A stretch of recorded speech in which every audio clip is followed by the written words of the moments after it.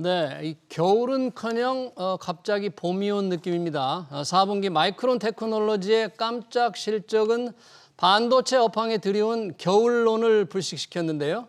반도체 수요와 공급 전망이 왜 이렇게 춤을 추는지, 반도체 투자 심리는 어디로 향할지 전문가들과 토론해 보겠습니다. 김장렬 유니스토리 자산운용 투자전략본부장, 황유연 신한투자증권 영업부 PB팀장 나오셨습니다. 어서 오십시오. 네, 반갑습니다.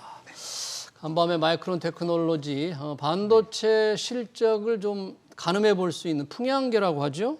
4분기라고 하지만 실제는 6월에서 8월까지입니다. 실적이 굉장히 좋게 나왔는데 김장렬 본부장님 어떻게 나왔길래 깜짝 실적이라고 지금 하는 겁니까? 일단 매출은 한 5% 정도, 예. 그다음에 EPS는 한 15% 정도, 예. 10% 정도, 15% 정도 10%는 더 나왔고요. 네. 중요한 건 뭐냐면 가이던스가 좋았어요. 가이던스라는 건 예상치. 9월에서 11월 사이에 예. EPS가 15%나 넘게 나왔습니다. 주당 이익이 예, 15% 넘게. 오늘 시간에서 15% 정도 오르지 않았습니까? 예. 정확히 가이던스 그 상회한 율 정도 주가가 반응했다라고 보시면 되겠습니다. 그러니까 중요한 게 9월부터 11월까지 마이크론 회계연도를 해서 이걸 2025년 1분기라고 하는 네, 말이죠. 맞습니다. 네. 그게 주당 이익이 시장의 전망보다 한 15% 넘게 제시를 했다, 예상치를. 네, 네, 네. 물론 이제 달라질 수도 있겠습니다만 그렇죠. 네. 그게 마이크론 테크놀로지 장외에서 주가를 14% 이상 폭등하게 만들었다, 그런 내용이네요.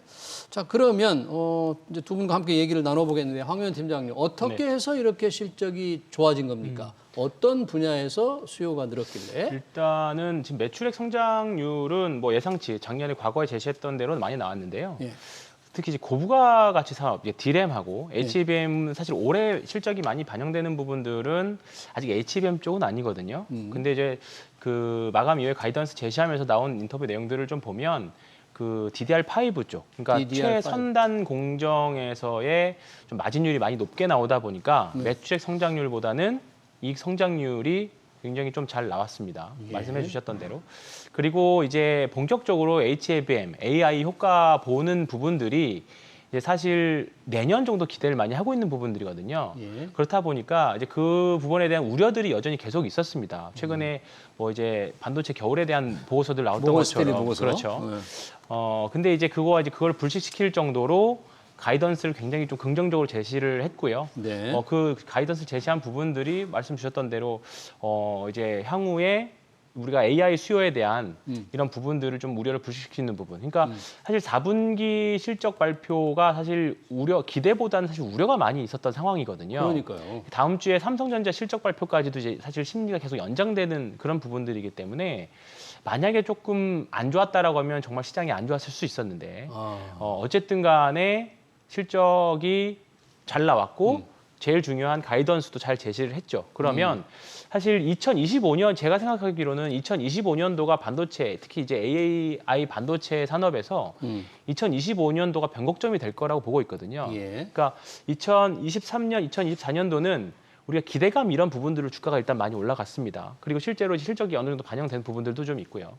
이제 기대감이 올라갔고 이제 그와 관련된 실적들이 과연 2025년도에 따라와 줄 것이냐, 어느 정도 따라와 줄 것이냐. 네. 관련된 본격적인 실적은 뭐 이제 AI PC나 AI 스마트폰이 본격적으로 판매가 되는 2026년도 정도 가야 우리가 본격적인 숫자를 볼 수 있을 거거든요. 네. 근데 이제 그 가운데 있는 2025년도에 과연 얼마큼 팔릴까, 너무 급격하게 꺾이지 않을까에 대한 걱정이 있었는데 마이크론 이 간지러운 부분을 사실 잘 긁어줬다고 생각합니다. 그러면서 시장이 안도했다, 그렇게 예. 보시면 될 것 같습니다. 저희가 이제 반도체 겨울론 모건 스탠리의 보고서가 두 가지였지 않습니까? 하나는 PC라든지 스마트폰 수요가 뭔가 좀 둔화 조짐이 있다는 거 하나. 그다음에 고대역폭 메모리 HBM도 공급 과잉이 있다. 그런데 중요한 게 그 스마트폰이라든지 PC에 들어가는 이제 반도체 칩이 수요가 많이 줄어든다. 자, 그 부분에 대해서 마이크론 실적을 보면 어떻게 모건 스탠리의 보고서와 비교해서 어떻게 판단할 수 있을까요? 그건? 사실은요, 약간 복잡하긴 한데 세 가지 측면에서 우리가 정확히 알아야지 세 가지? 예. 삼성전자 실적이 나올 때 예. 완전히 정밀 분석이 될 것 같아요. 사실은 삼성전자가 10조다, 11조다 할 때 대충 그러려니 하고 넘어갔었는데 예. 마이크론이 잘 나왔잖아요. 예. 마이크론이 잘 나왔는데 애널리스트가 다 틀렸단 말이에요. 그쪽 미국 애널리스트들이 애널리스트들이 예상을 다 잘못했다 그런 얘기죠? 그 대부분 다 틀렸는데 오히려 최근에 와서는 오히려 더 낮췄거든요. 그런데 이제 잘 나왔고 예. 좋았는데 그러니까 애널리스트가 맞은 거는 뭐냐면 컨슈머는 약했어요. 소비 제품 PC나 네. 스마트폰 쪽에 우리가 사는 수요. 스마트폰, 우리가 사는 PC에 들어가는 반도체 수요는 미국은 유럽이건 중국이건 낮았다고요. 예. 그래서 근데 그 부분이 컨슈머 쪽 PC에 들어가는 휴대폰에 들어가는 D램이건 낸드건 간에 그쪽의 비중이 영향이 적었던 거예요 생각보다. 그리고 이제 기업에 파는 거, 기업에 들어가는 들어가는 뭐 서버에 들어가는 DDR5 예. 아니면 우리 기업용 스토리지. 데이터 데이터 센터 들어가는 거에서 저장 SSD라 있거든요. 엔터프라이즈 SSD라 있어요. ESSD. 네, 엔터프라이즈 우리가 쓰는 게 아니고 기업용 저장 네, 장치. 그거 SSD는 그게 낸드가 들어가거든요. 낸드 플래시. 그러니까 이 SSD하고 서버용 DDR5가 생각보다 수요가 좋아서 그쪽의 가격이 많이 상승돼서 예. 결론적으로 우리 마이크론의 D램의 가격이 어떻게 나왔는가 지난 4분기 실적 보니까 15%나 올랐어요. 그런데 얘네들이 아까 말씀드린 HBM은 거의 없거든요. 예. 2%도 안 돼요 지금 비중에서. 마이크론에? 예, 마이크론에 2%도 안 된다고요. 그러니까 사실은 그 효과가 아니고 예. 아까 말한 DDR5 서버, 예. ESSD가 생각보다 좋았기 때문에 컨센서스는 아마 가격이 한 10% 정도 오를까 말까였어요. 근데 15% 오른 거죠. 15%. 그러면 삼성하고 하이닉스는 과연 어떻게 됐을까? 어떻게 영향을 받을까? 삼성하고 하이닉스는 뭐 DDR5 서버용, 그다음에 그래픽용, 그다음에 ESSD 비중이 다 다르거든요. 근데 유리한 거는 하이닉스가 좀 더 유리하죠. 왜요? 하이닉스가 더 많아요. 그 부분이 삼성보다는. 삼성이 컨슈머 쪽이 좀 더 많은 거예요. 컨슈머 쪽 지금 수요가 둔화 조짐이 영향이 더 많은 거죠. 예. 삼성전자. 그래서 삼성전자 지난 제가 2주 전에 나왔을 때도 그랬고 실적에 대한 전망이 그 다음에도 계속 비슷하잖아요. 10조에서 11조 사이 이렇게 하잖아요. 그 폭이 한 20% 빠진 거거든요. 삼성은 하이닉스는 한 3% 정도 빠지나 예. 이렇게 된 거죠. 이익 빠지는 건 3%인데 주가가 한때 많이 빠지니까 예. 하이닉스가 튀는 거 맞고 삼성은 덜 튀는 거죠. 그래서 오늘 주가의 반영이 그렇게 달리 나타납니까? 삼성전자와 근데 SK 하이닉스의? 정확한 거는 삼성하고 하이닉스 실적이 발표되고 그거를 이렇게 브레이크다운을 하기 전까지는 여전히 영역이 클리어하지가 않은 상태죠. 그래서 일단 반응은 심플하게 하이닉스는 너무 낙폭 과대한 상태에서 지난 한 며칠 사이에 한 4, 5% 또는 바닥에 잡은 사람 한 7, 8% 미리 오른 상태이기 때문에 예. 오늘 8% 올라도 7% 올라도 뭐 마이크론 15% 오른 거랑 대충 비슷하게 가는 거고요. 삼성은 그 부분에 클리어하기 전까지는 뭐 일단 오늘은 따라가지만은 그 정도에서 일단 이익 실현하는 사람도 있을 거니까 예. 그렇게 정도라고 보시면 될 것 같습니다. 삼성전자는 이제 개인용, 소비재, 컨슈머용 칩 수요가 영향이 좀 많기 때문에 그 부분은 조금 둔화 영향이 있다. 그러면 황현 팀장님, 그럼 마이크론 테크놀로지의 그 반도체 겨울 보고서 우리가 이 마이크론 모건 스탠리 이 마이크론 실적을 기준으로 볼 때 이제 야, 그것도 반성문 좀 또 써야 되는 거 아니야? 뭐 이런 지적이 나올 수 있는데 그렇게 불식시켜도 되겠습니까 이제? 사실 그 부분에 있어서는 뭐 아직까지는 확인해 가야 될 작업들은 사실 저는 있다고 생각합니다. 그리고 특히 이제 좀 약간 한국 투자자분들이 외사 보고서들에 조금 더 신뢰성을 더 많이 부여하시는 것 같기는 해요. 그래요? 네. 그렇다 보니까 조금 더 민감하게 반응했던 거 아닌가 그 생각도 좀 많이 들고요.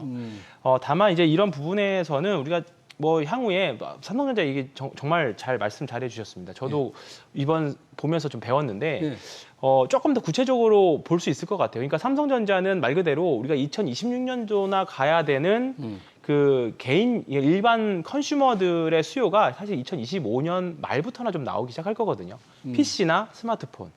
말씀하셨던 대로 기업용 서버 이런 부분들은 빅테크들이 엄청나게 많이 투자를 하고 있는 부분들이잖아요. 아마 그 모건스탠이나 또 BNP 파리바도 굉장히 좀 부정적인 보고서를 냈었거든요. 2주 전에. 근데 이제 그런 부분들을 예상해서 아마 냈을 거라고 봅니다. 근데 이번 마이크론 실적을 보니까 생각보다 공백이 없을 수도 있겠다. 공백이 없을 수도 있겠다. 다만 이제 다음 주에 삼성전자 잠정 실적 발표에서 과연 HBM이 어느 정도 만들어졌는지, HBM이 어느 정도 개발 공정이 됐는지, 그리고 D램 부분에서 얼마큼 많이 기업용으로 많이 팔았는지, 마이크론과 비교해봤을 때 그런 부분들이 삼성전자의 실적에 또는 향후 주가에 가장 민감하게 반응하지 않을까. 어차피 AI와 관련해서는 사실 아직까지는 우리 흔히 말하는 소위 말하는 킬러 앱이 지금 없는 상태예요. 지금 AI 기반의 네. 디바이스, AI 기반의 PC와 네. 스마트폰의 교체 수요, 업그레이드 수요가 좀 늘어날 거란 기대감이 있는데 아직은 안 나타나는 거죠. 아직은 없죠. 그리고 사실 우리가 AI 스마트폰이라고 해도 통역이나 아니면 뭐 그냥 뭐 그림 만드는, 뭐 사진 만드는 그 정도 수준이거든요. 네. 그렇다 보니까 아직 폭발적으로 나 AI 뭐 비서를 써야 되겠다, 뭐 그런 뭔가 킬러 앱이 아직 안 나온 상태입니다. 아마 이 부분에 그 킬러 앱이 나올 때까지 공백 기간이 아마 이제 반도체 HBM과 관련된 AI와 관련된 기업들의 어떻게 보면 겨울일 수도 있는 거죠. 이 공백을 버텨내야 되는. 네. 김장현 본부장님, 네네. 지금 이제 반도체 우리가 겨울론을 조금 진화되고 불식시킬 거라는 얘기가 있는데 이 오늘 컨설팅에서 베인 앤드 컴퍼니가 네. 반도체 공급 부족 가능성, 네.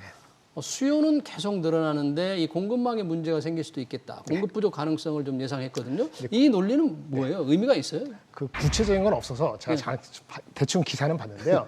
일단 공급망 지정학적 리스크입니다. 그러니까 TSMC라든지 이런 쪽에 뭐 전쟁까지는 아니지만 그런 얘기를 다시 한번 끌어낸 것 같고요. 네. 수요가 좋다는 거는 네, 수요가- 일반적으로 일단 사람들이 투자를 계속하니까 빅텍들이 수요가 그걸로 유발되면은 YOY로 한 20% 증가되면은 예. 공급이 그 정도 못 따라가기 때문에 반도체 칩들이 그래 반도체가 쇼티지가 날 수도 있다 이런 얘기를 한 것 같습니다. 예. 근데 아주 구체적으로 뭐 데이터베이스가 된 건 아니고 일반적인 내용을 좀 더 이 시점에서 한번 강조한 것 같아요. 예. 그래서 뭐 그걸 우습게 보는 건 아닌데 새로운 건 아니었기 때문에 그게 뭐 그 자체가 뭐 특별한 의미를 갖는 것 같지는 않습니다. 아, 그래요? 보통 뭐 간단히 보니까 AI 데이터 센터용 칩이 2026년까지 지금 베인 앤 컴퍼니 네네. 전망인데 뭐 수요가 30% 이상 늘어날 거다. 그런데 이제 공급 혹시 문제가 생기면 공급 부족이 생길 수 있다. 그래서 장기 구매 계약과 공급망 다 걸어 대비해야 된다. 이것만 보면 이게 수요는 계속 늘어나는구나. 맞습니다. 그런데 공급이 문제가 생길 수 있으니까 걱정 안 해도 되겠다. 가격 하락이라는 네. 여파항 부진에 대해서는. 근데 이것도 외국 보고서니까 우리가 너무 조금 그렇죠. 이거 비중을 두나 하는 그런 말씀하신 대로 보면 그런 걱정도 좀 들긴 합니다만 어떻게 평가하세요? 일단은 뭐 사실 모건 스탠리나 BNP 파리바는 오히려 반대로 공급 과잉이다라고 했던 거잖아요. 지금 어쨌든 외국계 투자자 분석 애널리스트 분들도 결국은 이 부분에 있어서는 본인의 의견들을 다 제시를 하는 거거든요. 나름대로의 근거를 가지고. 근데 저는 과연 이제 아까 잠깐 말씀드렸던 킬러 앱이 얼마큼 빨리 그게 등장하느냐. 있느냐? 네, 얼마큼 빨리 교체 수요. 그러니까 빅테크들의 투자는 예. 진행되어 왔고 말씀 주셨 뭐 베인 컴퍼니에서 말했던 것처럼 계속 늘어날 거라고 봅니다. 근데 이런 부분들이 사실 과거에 오래 많이 그런 부분들이 주가에는 저는 많이 녹여져서 반영됐다고 생각을 합니다. 예. 이제 과연 이제 그 비즈 그 기업들 기업 수요에서 예. 개인 수요로까지 이전이 얼마큼 빨리 되느냐 그 기간에 따라서 또 새로운 소프트웨어들이 얼마큼 빨리 나오느냐에 따라서 그 기간이 길어지거나 짧아지거나 그걸 결정할 수 있을 거라고 봅니다. 그래서 지금 섣불리 예측하기보다는 예. 그냥 전반적인 산업이 성장하는 건 맞는데 예. 투자자 성향에 따라서 난 삼성전자를 살지 하이닉스를 살지 아니면 미국에 있는 기업들을 살지는 그 개인의 성향에 따라서 고르시면 저는 될 것 같습니다. 예. 네. 국내 시장에서 아까 이제 미국 시장의 그 마이크론의 주가 상승의 영향이 조금 SK 하이닉스와 삼성전자 차별화 나타나는 게 과연 그 제품의 서로 혼합이 어떻게 짜여져 있냐에 다르다고 했잖아요. 메모리만 따지면 그런 거죠. 메모리만 보면 삼성이 하이닉스가 없고 삼성이 있는 파운드리라든지 기타 여러 가지 논의했던 그거는 별도 이슈니까 예. 별도고요. 그 HBM을 영향으로 본다면 그 중요하죠. HBM은 콜이 안 났기 때문에 지금 얘기에서 제외되는데 삼성전자는 지금 없으니까. 콜이 없으니까. 콜이 나면은 뭐 늦게나마 나면은 효과는 단발성이라도 단기적으로도 있지 않겠습니까? 그게 얼마나 있을지는 시간이 지나면 지나갈수록 약해지는 게 아쉬운데 오늘 좋았던 거 삼성에 좋았던 거 하나 있어요. 뭡니까? 마이크론이 HBM에서 얘기를 했거든요. HBM에 대해서. 마이크론이 예, 지금 얼마 안 되는데 내년에 자기네 D램 전체에서 차지하는 비중 개수로 6%. 6%? 그다음에 뭐 투자, 그다음에 마켓쉐어. HBM에서 마켓쉐어를 얼마 가져갈까 얘기했는데 결론적으로는요. 원래보다 그렇게 굉장히 공격적이지 않았습니다. 아, 마이크론이? 네. 그 얘기는 뭐냐면 두 가지입니다. 예. 수요에 대해서 자신이 없거나 그럼 바람직하지 않은 거죠. 예. 또는 자기네 그 생산성을 높이는 데 있어갖고 시간이 걸릴 수 있다고 예상을 했거나 둘 중에 하나거든요. 그러니까 앞에 게 아직 아니라면 품질에 대한 그렇죠. 좀 확신이 없는 거죠. 예, 그렇다면 두 번째 거면은 어쨌든 캐파를 확확 못 늘린다는 얘기거든요. 예. 그러면 원래 3개월 전에 HBM에 대해서 25년도에 네. 수십억 달러 매출한다 그랬어요. 마이크론이. 예, 근데 이번에는 몇십억 달러 얘기한다 안 하고 내년도 D램 그 숫자 중에서 네. 6% 개수 중에 6%가 있거든요. 개수 6% 하면은 그 숫자 있잖아요. 아까 3개월 전에 얘기한 숫자보다 낮게 나옵니다. 낮아요. 네, 그래서 어그레시브하지 못하는 상황이 무엇인가에 대한 추가적인 질문이 컨퍼런스 콜에서 있었는지 모르지만 예. 한국 입장에서는 좀 안심이 되거나 괜찮네. 이 친구들 별로 신경 아직은 안 써도 되겠네. 경쟁자가 아직 네, 아닙니다. 최소한 하이닉스 입장에서는 그렇게 돼요. 예. 근데 그래서 좋게 얘기한 우리 입장에 좋은 거고요. 한 가지 HBM3E 12단 12단. 얘네가 내년 연초부터 하겠다 그러거든요. 연초부터 네. 하겠다. 그러니까 그러면 하이닉스 돼 있고 삼성은 그 전에 해야 될 거 아니에요. 예. 그거는 챌린지한 거죠. 아. 그러니까 전체적으로는 어그레시브하지 못한 상황이 우리한테는 나쁘지 않은 것처럼 예. 느껴질 수 있지만은 그다음에 일단은 시작은 하는 거는 네. 삼성보다 지금 앞서 있는 거기 때문에 그거는 이제 앞으로 또 지금 본부장님께서 HBM3E 12단 말씀을 이제 마이크론이 내년에 생산하겠다고 얘기했다는데 지금 SK 하이닉스가 양산을 시작했다면서요. 네. 그러면 삼성전자나 마이크론 테크놀로지를 훨씬 지금 앞서는 역시 그렇죠. 1위에서 이 구도를 확실히 좀 굳히는 겁니까? 이건 어떤 의미로 봐야 될까요? 일단은 그 주가 흐름 자체가 그런 부분에 대해서 많이 반영하는 것 같아요. 네, 많이 반영하는 것 같고 오늘도 사실 장 시작하기 전에 대부분 투자자분들도 예상하셨을 겁니다. 분명히 삼성전자보다는 하이닉스가 많이 오를 거다라는 부분에 있어서는 예상들 많이 하셨을 거라고 봅니다. 그리고 예. 실제로도 그 한 2배 이상 주가 오늘 상승률은 그게 예, 차이가 나타나고 나는 있는 거죠. 부분들이고요. 그러니까 뭐 삼성전자와 마이크론이 특히 삼성전자가 올해 3분기에 좀 의미 있는 퀄테스트 통과 이슈가 있을 줄 알았는데 지금 이제 며칠 안 남았잖아요. 엔비디아 품질 그렇죠. 검증 아직 네. 소식이 없어요. 아직 없습니다. 네. 그래서 사실 3분기 중에는 분명히 될 거다라는 내용들이 업계 관계자라던가 또는 여의도에서도 많이 나왔던 내용인데 아직까지 좋은 뉴스가 사실은 없습니다. 만약 이게 된다라고 하면 주가는 확실히 좀 또 그 다음부터 또 다시 생각을 해야겠죠. 네. 근데 일단은 하이닉스가 한 단계는 먼저 가고 있는 건 맞다. 다만 아까 잠깐 말씀드렸던 것처럼 전자도 되기는 될 거라고 봅니다. 예. 네, 되기는 될 거라고 보는데 다만 그때 또 다른 선당국이 또 나와서 하이닉스가 치고 한다라고 하면 좀 늦겠죠. 예. 네, 그리고 더 길게 본다라고 하면 아까 말씀드린 수요 입장에서 보면 사실 삼성전자가 장기적으로는 조금 더 유리한 포지션에 있을 수는 있다라고 봐요. 단기적으로는 하이닉스가 조금 더 주가 상승도 좋고 하지만 예. 중장기적으로 투자 또 배당이나 이런 부분들을 생각해 봤을 때는 저는 충분히 매력적인 가격대에 있다. 이렇게 삼성전자가 네. SK 하이닉스보다 우리 황 팀장은 이제 배당이라든지 장기로 봤을 때 조금 매력적인 얘기를 해주셨는데 이 HBM 기술에 관해서는 SK 하이닉스가 삼성전자를 지금 압도하는 느낌인데 삼성전자 그렇게 추격이 안 되는 겁니까? 삼성전자도 HBM3 12단을 뭐 4분기 뭐 양산하겠다 그렇게 발표를 했던 것 같은데요. 네, 맞습니다. 예. 근데 일단 뚜껑이 아니고 확인될 때까지 기다려 보시죠. 그 말을 제가 대표하는 것도 아닌데 뭐 무슨 수가 있겠습니까? 확인됐으면 방법도 없고요. 네. 이제 뭐 신문에 나온다고 무조건 믿을 것도 아니고 그렇다고 회사가 포텐셜이 없다고 누가 얘기하겠어요? 우리가 예. 대표 의견인데요. 그래서 무시할 수도 없는 거고 네. 기다리는 수밖에 없고요. 그때까지는 주가는 그거만큼의 차이는 있을 수밖에 없다. 그 차이가. 예, 그리고 오늘 반도체 얘기하니까 이러지만은 네. 삼성전자 하이닉스만 주식이 아니에요. 우리가 여기서 삼성전자 바닥에서 잡았냐, 하이닉스 바닥에 잡았냐 이게 중요할까요? 어떤 주식을 잡아갖고 다른 주식보다 아웃퍼폼을 좀 더 길게 가져가느냐는 거기 때문에 장이 전체적으로 좋아지면은 2007, 2008에 가면은 제가 봤을 땐 반도체나 다른 섹터나 대비했을 때 어느 섹터가 특별히 많이 뒤지고 엄청 빨리 가고 이런 섹터 군이 차별이 있었잖아요. 순환매가. 근데 제가 봤을 때는 이제 많이 순환매의 그 차별은 좁혀지고, 그러니까 순환매의 그 간격은 네. 줄어들 거로 봅니다. 그게 바람직하고 그렇게 되면 장은 좀 더 전체적으로 올라가는 거죠. 예. 확실하게 못하는 섹터만 빼지고 전반적으로는 약간의 차이가 있더라도 반도체가 됐던 어느 섹터가 됐던 같이 상승하는 것을 저는 기대하고 예상하고 있습니다. 반도체에서만 본다면 우리 황 팀장 아까 삼성전자도 지금 SK 하이닉스보다 상승률이 낮지만 배당이라든지 장기적으로 봤을 때 충분히 이제 매수할 시점이라고 얘기하는데 뭔가 이 힘이 에너지 삼성전자가 아까 보여주는 건 HBM 납품도 안 돼. 특별한 힘이 좀 부족하다. 그래서 좀 오히려 반도체 겨울 보고서가 나올 때는 야, 삼성전자 이제 끝났구나. 매도해야 되는 게 네. 아니야? 이런 네. 분석도 좀 있었거든요. 네. 근데 지금 분위기가 좀 바뀐 건데 네. 그걸 어떻게 해야 될까요? 일단은 다음 주에 잠정 실적이 일단 나오기 때문에 다음 주. 네. 네. 그때까지는 뭐 기다릴 수밖에 없을 것 같고요. 예. 그리고 삼성전자의 장기 시계열로 주가 흐름을 좀 보면 예. 지금 가격 정도면 추세 상승의 하단 부분이거든요. 음. 어차피 반도체가 앞으로 성장하는 산업이고 음. 어차피 한국 시장을 투자할 거라고 한다라고 하면 삼성전자는 우리가 계속 관찰을 해야 되고 예.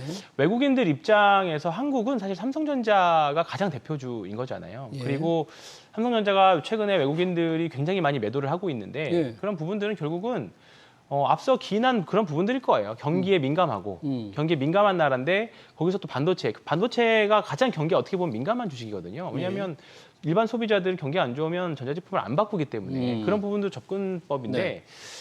이런 부분들이 바뀔 수 있는 뭔가 특별한 트리거가 생겨야 됩니다. 네, 아까 말씀드렸던 뭔가 교체 수요를 일으킬 만한 무언가가 나와줘야 되는데 그때까지는 저는 충분히 기다릴 만한 구간에 들어온 것 같아요. 네. 그러니까 나는 조금 공격적으로 매매를 해서 뭐 하이닉스를 사든 또는 다른 HBM 관련된 소재 부품 장비 주식을 살 수 있고 그게 아니다. 나는 좀 편안하게 삼성전자 밑에서 결국은 올라올 테니까 네. 결국은 올라올 테니까 밑에서 잘 분할 매수해서 배당 받으면서 기다리다가 다음 삼성전자 사이클 올 때 그때 차익 실현을 하겠다라고 생각하시는 분들은 그때를 기다리면서 가는 거죠. 어떻게 네. 보면 기회비용을 얼마큼 생각하느냐 그 차이인 것 같습니다. 지금 외국인들은 그동안 줄기차게 반도체 업종, 삼성전자 줄기차게 순매도를 해왔지 않습니까? 네네. 외국인들의 어떤 국내 주식의 어떤 매수, 매도 포지션 입장이 많이 바뀌었습니까? 네. 어떻게? 그래서 우리가 좀 헷갈리는데 삼성전자는 메모리 때문에 한 것만은 아니에요. 메모리 때문에? 삼성전자 자체에 대한 실망감이 녹아나서 한 거라 보시면 되고요. 오늘은 이제 숏한 건 아니더라도 너무 많이 뺐고 마이크론이 너무나 좋게 나왔으니까 이렇게 보세요. 아까 말한 것처럼 컨슈머 쪽에 약하다 그랬잖아요. 삼성전자가 비중이 많으니까. 개인 소비재 쪽에 근데 칩수요가 약하고. 거꾸로 경기가 예. 회복된다. 금리 인하가 됐던 중국도 뭐 부양 정책을 썼던 미국도 금리 인하를 해서 내년도 한 봄쯤에 네. 내년 한 1분기, 2분기 넘어갈 시점에 금리 인하 효과하고 부양 정책으로 인해서 그 경기가 좋아져요. 그러면 삼성전자 익스포저가 많은 컨슈머나 이런 쪽도 회복되겠죠. 그럼 재고 있는 것도 회복되겠죠. 그럼 아까 말한 것처럼 억눌렸던 것이 더 많이 회복될 수 있는 여력이 있죠. 네. 근데 그게 2, 3개월이 될지 한 6, 9개월, 9개월이 될지 모르지만 이벤츄얼리 결국은 올라간다는 건 맞아요. 네. 그래서 절대적인 가격은 아까 매력적이라는 것이 살 수 있는 구간에 어제 사실은 들어왔어요. 어저께 금투세 그것 때문에 이렇게 빠지기 전까지만 해도 바닥은 거의 왔다고 보고 갔거든요. 아, 바닥이 거의 왔다고 그런데 봤는데. 문제는 우리가 바닥 짜는 게 목적이 아니라 그랬잖아요. 샀는데 다른 주식보다 언더퍼폼하면은 아니면 시장에 비슷하게 가는 거면 다른 데서 먹으려 하겠죠. 다른 주식이 더 오를 그렇죠. 경우에. 그런 관점에서 삼성전자를 어느 시점에 얼마만큼 더 실을 것이냐 이런 관점이 의견이 다를 수 있다는 말씀을 드리고 예. 만약에 경기가 침체가 안 온다고 하면은 아니면 금리 인하 효과를 하면은 다른 더 탄력 있는 주식이 먼저 눈에 보이겠죠. 근데 어느 정도 가고 나면은 결국은 한국의 대장주를 사겠죠. 컨슈머 재고도 흡수되고 네. 그러면 그 시점이 지금일지 11월일지 내년 초가 될지 그래도 뭐 포트폴리오니까 우리가 개인 투자가가 무슨 펀드 매니저처럼 꼭 20%를 삼성전자를 박아야 되는 건 아닌데 네. 기업이라 기관 투자가들은 꼭 그럴 필요가 있잖아요. 예. 그냥 지금 기관 투자 입장에서는 오늘 같은 너무 행복해요. 가장 중요한 포트에 안 담아도 한 10%, 많이 담으면 20% 담았을 텐데 예. 그것이 올라가면 좋지만 예. 그분들도 알거든요. 이것이 상대적으로 계속 아웃퍼폼을 안 할 거라면은 만약에 올라갈 때 이익 실현도 합니다. 거꾸로. 그런 거를 전체적으로 보는 관점에서 삼성전자를 보시면 맞을 것 같고요. 예. 전체적으로 경기가 무너지지 않는다면은 결국은 컨슈머 쪽도 회복이 되는데 회복될 거다. 그게 11월일지 아니면 이 겨울을 지나서 한 내년 3월일지는 오늘도 얘기할 때 마이크론도 얘기했거든요. 예. 컨슈머 수요가 회복이 될 거다. 회복될 거다. 근데 그게 언제라고는 얘기 안 했죠. 그러네요. 그렇게 말씀드립니다. 회복되는 시점이 굉장히 우리 삼성전자나 이런 데 주가에 영향을 미칠 수 있을 것 같은데 외국인들의 이 매도, 지속되는 매도는 좀 중단이 될 것 같습니까, 네. 이제? 뭐 그걸 어떻게 예상하겠냐마는 네. 좀 최근에 오늘 조금 의미가 있는 날인 것 같은데요. 오늘이? 네. 예. 왜냐하면 오늘 파생 쪽에서 예. 선물 쪽에서 외국인들의 매수가 굉장히 좀 많이 들어오고 있습니다. 아, 선물 쪽에서. 사실 최근에 외국인들 코스피 전체 시장 매도를 보면 아마 20거래일 중에서 18거래일을 아마 순매도했을 겁니다. 팔아온 거죠. 네. 거의 뭐 8월 중순부터 계속 매도를 하고 있는데요. 일단은 근데 이제 오늘 외국인들이 최근에 9월 중순부터 외국인들이 현물은 팔았지만 갑자기 선물을 매수세로 지금 돌리고 있거든요. 그러니까 미래 가격을 조금 긍정적으로 본다라는 건데. 미래 가격을. 네, 오늘은 매수세가 조금 유독 한 1조 5천억 정도 순매수가 들어온 거기 그 때문에. 정도면 굉장히 많은 겁니까? 네, 당일로 매수세가 1조 이상 들어온 거는 굉장히 좀 큰 변곡점이라고 볼 수 있거든요. 근데 일단은 지금은 단기적으로 가격 메리트가 됐든 오늘 마이크론 실적 발표가 트리거가 됐든지 간에 이런 부분들을 생각해 본다라고 하면 오늘 아마 의미 있는 순매수가 되지 않을까 저는 그렇게 생각하고 있습니다. 그러네요. 오늘을 기점으로, 오늘을 변곡점으로 네. 이제 외국인들의 이런 포트폴리오, 우리 국내 주식 매수 매도 전략이 좀 바뀌는지 일단 선물을 매수한다 그러니까 좀 지켜봐야 될 것 같은데요.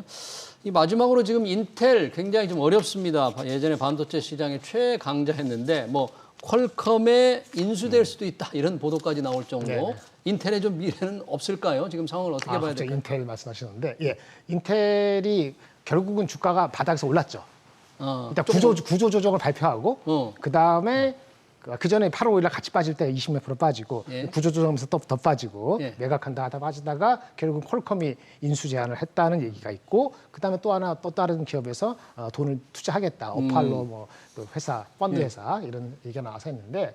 일단은 그게 될 수 있는지는 여러 가지 이슈가 있습니다. 레귤레터리 이슈도 있고요. 예전에 규제 이슈가 있고. 그럼 브로드컴이 옛날에 브로드컴이 퀄컴을 인수하려고 6년 전에 했을 때도 브로드컴 더 크거든요. 그때 미국이 당국자가 그거를 부한 독점 때문에 못하게 했고 이것도 인텔을 퀄컴에 얻고 싶어도 중국이라든지 여러 가지 이해관계가 있기 때문에 어떻게 될지 몰라요. 근데 된다고 가정하면은 퀄컴은 휴대폰 쪽이죠. 그렇죠. 그렇죠? PC 서버 쪽이 인텔이잖아요. 네. 결국은 나중에 시간이 걸려서 이거를 수직 서플라이 체인을 다 갖고 있다는 거죠. 반도체 칩에 있어갖고 그러면 모든 업체한테 경쟁이 됩니다. 위험이 되고 그래서 브로드컴이라든지 뭐 AMD라든지 그 다른 모든 회사들한테 경쟁 요인이 경쟁이 되고 될수 있다. 경계감이 드는 거기 때문에 예. 인텔한테 좋은 거고 예. 근데 문제는 그때까지 가는데 시간이 걸리는 거고 인텔이 엄청나게 빚이 많아요. 예. 한 250억 불이 있기 때문에 이게 만만치 않습니다. 투자를 계속하려면. 그래서 퀄컴이 인텔을 인수한다. 그럼 인텔의 가장 큰 거, 우리 삼성한테 관계되는 거, 그 파운드리 사업을 어떻게 할 것이냐. 파운드리 사업 지금 뭐 분사를 하겠다 뭐 이런 얘기가 있죠. 예, 예. 퀄컴은 여태까지 TSMC나 삼성의 파운드를 썼거든요. 최근에 TSMC에 들어가고 있죠. 인텔도 인텔이 아니고 퀄컴은 TSMC 있는데 인텔의 파운드를 보니까 안 될 것 같아. 버릴 수도 있고 오히려 강화할 수도 있거든요. 거기에 따라 갖고 TSMC나 삼성한테 미치는 영향이 있을 수 있어요. 예. 근데 그게 좀 아직 얘기하기 어렵기 때문에 얘기를 안 하는 거죠. 어쨌든 중요한 건 여기 임플리케이션은 그렇게 구조조정 힘들 때 뭔가 결단을 내리는 게 미국의 안트로프너십이라는 거고. 미국의 기업가 정신이다. 그러니까 과연 주가가 반응하는 거죠. 어떤 결정을 내릴지 특히 파운드리 그에 따라서 삼성에도 삼성전자에도 영향을 줄 수도 있겠다. 긍정적일 수도 있고요. 예, 그렇습니다. 알겠습니다. 반도체 겨울론에 관련해서 나온 마이크론 테크놀로지의 4분기 실적 관련 토론 여기서 마치겠습니다. 지금까지 김장렬 유니스토리 자산운용 투자전략본부장, 황유현 신한투자증권 영업부 PB팀장이었습니다. 고맙습니다. 네, 감사합니다.